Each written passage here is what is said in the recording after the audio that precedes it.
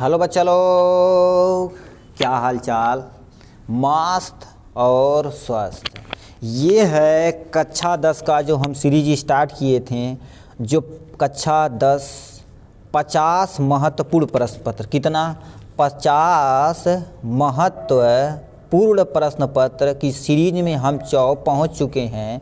महत्वपूर्ण प्रश्न पत्र के पहुंच चुके हैं आपका चौथा क्वेश्चन पे। कितना? चौथे क्वेश्चन पे। इसके पहले हम तीन चार क्वेश्चन करा दिए हैं, ठीक है। इसके पहले हम 3 क्वेश्चन करा दिए जो मोस्ट इम्पोर्टेंट है। अब किसी भी साल उठा के आप देख लीजिए, हर साल पूछा गया है, ठीक है। तो आज देखेंगे हम चौथा क्वेश्चन। कितना? चौथा क्वेश्चन। और इसी तरह से विज्ञान की तरह हम क्या करेंगे, मैथ में, सामाजिक विज्ञान, हिंदी, इंग्लिश, सारे चीज़ें हम क्या करेंगे एकदम ईजी वे में।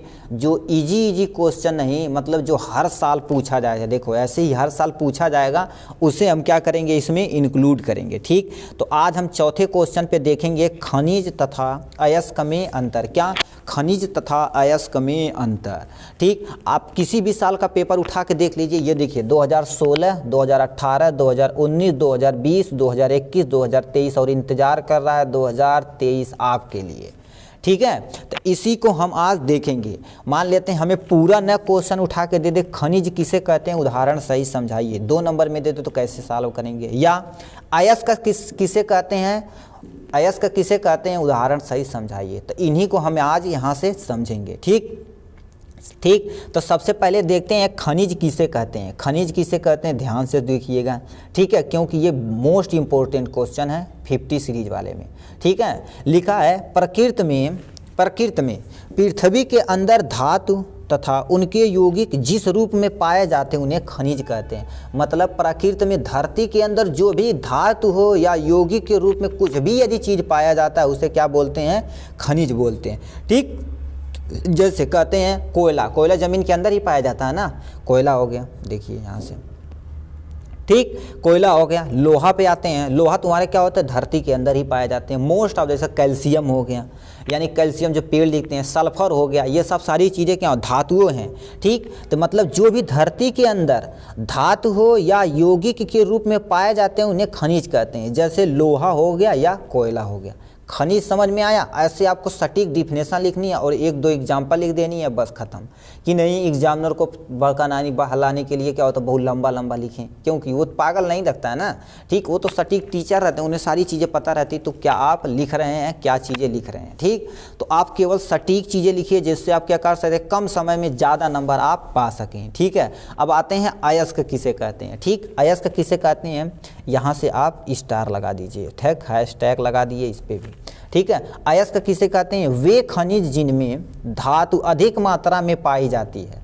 वे खनिज जिसमें धातु अधिक मात्रा में पाई जाती है और इसे निकालना लाभकारी होता है, उसे अयस्क कहते हैं। जैसे एल्युमिनियम, मान लेते हैं कोई खनिज पदार्थ है, खनिज के अंदर एल्युमिनियम प्रेजेंट है, तो उसे हमारे एल्युमिनियम के लिए हमें यदि निकालेंगे तो 2 रुपये किलो तो नहीं है, महंगा है, ठीक। तो इसे निकालने के लिए हमारे लाभकारी है कि नहीं, तो उसे ही क्या कहते हैं, अयस्क बोलते हैं। बॉक्साइड हो गया, ये भी चीज़ क्या है, यदि खनिज में पाया जाता है तो निकालेंगे, हमारे लिए मोस्ट और बेनिफिशियल है ये, ठीक। तो इसी को हम क्या बोलते हैं, अयस्क बोलते हैं। दोबारा सुनिए, वे खनिज जिसमें धातु अधिक मात्रा में पाई जाती है और निकालना हमें बहुत ही लाभकारी है, उन्हें हम क्या कहते हैं, अयस्क कहते हैं। क्या बोलते हैं, अयस्क कहते हैं। एल्युमिनियम और बॉक्साइड इसका आंसर है, ठीक। अयस्क हो गया। अब आते हैं नेक्स्ट पे, क्या दे रखा है, खनिज तथा अयस्क में अंतर।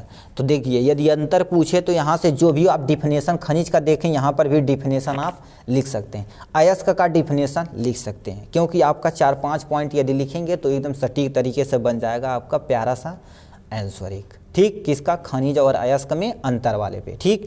चलिए, खनिज और अयस्क में अंतर देखते हैं। यहाँ लिख देते हैं अंतर, जंतर मंतर हो गया, ठीक है, ठीक। पहला दे रखा खनिज के बारे में, ठीक। खनिज के बारे में क्या दे रखा, खनिज धातु को शुद्ध रूप से प्राप्त करना कठिन है। मतलब खनिज से यदि धातु को हम क्या करें, शुद्ध रूप से प्राप्त करने तो थोड़ा दुर्बल काम है, ये खनिज की प्रॉपर्टी है। मगर अयस्क में देखा जाए, अयस्क से धातुओं को शुद्ध रूप में आसानी से प्राप्त किया जा सकता है। मतलब खनिज में हम धातु को जो हम शुद्ध करेंगे तो कठिन हो जाएगा, मतलब आसानी से नहीं प्राप्त कर सकते, मगर अयस्क में ऐसा हम क्या कर सकते हैं, आसानी से धातुओं को शुद्ध रूप आसानी से प्राप्त कर सकते हैं। ठीक, अब नेक्स्ट पे आते हैं। नेक्स्ट क्या दे रखा है, लिखा है सभी खनिज अयस्क नहीं होते, मतलब जो भी खनिज है अयस्क नहीं होते, मगर जितने भी अयस्क होते हैं सभी अयस्क खनिज होते हैं। क्या कह रखा है, सभी खनिज अयस्क नहीं हो सकते हैं। ठीक है, मतलब खनिज में थोड़ी बहुत मात्रा में अयस्क पाए जाते हैं, बट सभी अयस्क खनिज हो सकते हैं। जो भी अयस्क पाया जाएगा, खनिजस तो प्राप्त किया जाता है, तो सभी अयस्क खनिज हो सकते हैं। ठीक, तो ये दूसरा पॉइंट, इसमें ये पहला पॉइंट था, ये आपका दूसरा पॉइंट है।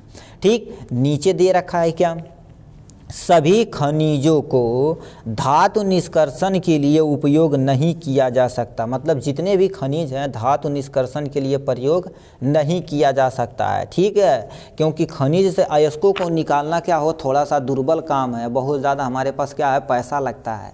ठीक, बहुत ज़्यादा हमें काम करना पड़ता है। ठीक है, तो ये जो है यानी सभी खनिजों को धातु निष्कारण के लिए उपयोग नहीं किया जा सकता है। ठीक, लेकिन देखा जाए अयस्क में सभी अयस्क का उपयोग धातु निष्कारण यानी निष्कर्षण के लिए किया जा सकता है, मतलब अयस्क का उपयोग धातु के निष्कर्षण के लिए किया जा सकता है।